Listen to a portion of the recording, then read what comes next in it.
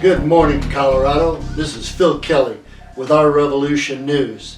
Today we've got a tremendous program, and at the end of it, you're going to have a chance to participate. We're going to ask the question of who wins Oligarchy of the Year. Those candidates are, of course, the Donald, who was unchallenged until recently. Now he has a serious contender, Mike Bloomberg. Let's talk about the news. Let's start off with a discussion about Donald J. Trump. What more can be said? We all know everything he's been doing the last 3 years. Let's just cover just for a moment what his party has done to this country just last week. They made Donald Trump, the office of the president, above the law. They said, they quoted in the floor of the Senate, that he is above the law. As long as he thinks it's good for America, perfectly legal, perfectly okay. No, that is not what our founding fathers had. We cannot allow this to stand. Then we have to look at candidate number 2, Michael Bloomberg. $55 billion. Mike, I have to ask, with all the poverty, misery, and pain in this country, why is it that you are still so greedy you just keep raking it in and raking it in? You want 60 billion? 70 billion? I know. Would 100 billion be enough for you, Michael? No, I'm afraid not, because you have sociopathic tendencies just like every oligarch. You're mentally ill. Your greed outdoes everything. We in this country are living under a delusion that we live in a capitalist society. That capitalist society died decades ago. What we live in today is national corporate socialism. That's right, sounds scary. Ooh, we use the word socialism. But let me explain it to you, my friends. We spend $1 trillion a year total on defense. Trillion. Nothing but welfare for the contractors and a way to give kickbacks to their senators and congressmen so they can get reelected. $400 billion a year in welfare, in tax cuts, just to the oil corporations and gas. This is insane. Then we can go on to Walmart.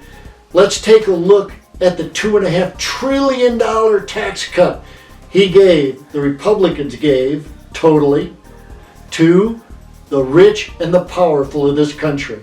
No, my friends, that is not capitalism. That is national corporate socialism, and let's define it for what it is. Evil. We have so much misery, poverty, and suffering in this town, in this state, and in this country that we have to stand up now and make a difference for society, or we can forget about it forever. It will be done. Let's stand up together and help me please decide which one of these two is going to be Oligarch of the Year. Now let's take a minute and talk about solutions to some of these problems.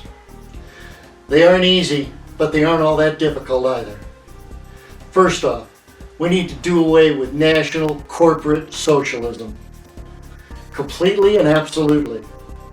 We must start to tax the rich and the powerful of this country to pay their fair share to this society so we can solve some of the problems that we have in this country.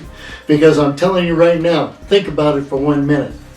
Think back 20, 30, 40 years. You'll see the same subjects talked about by politicians. Exactly the same. Schools, healthcare, retirement, all the same issues. Has anything really been done? Has anything really been accomplished? No. They tinker around the edges, but that's it. No. What we need to do is make bold new changes to direct this country in the way that helps people, not just a corporate state. And that is through democratic socialism.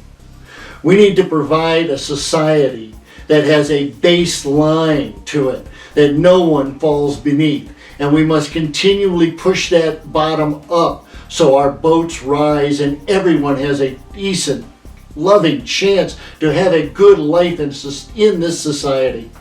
That's all we want. We don't want to control the means of production. We don't want communism. No. We want a just, fair society for all people. The only way to do that is to start with the economic system first. Once you solve the economic system problem, guess what? Vast majority of the problems we have today vanish and go away. $15 an hour. We have national health care. So many things we can do to benefit society, not just the oligarchs. It's time we took a stand for America, my friends, and for our families. Thank you.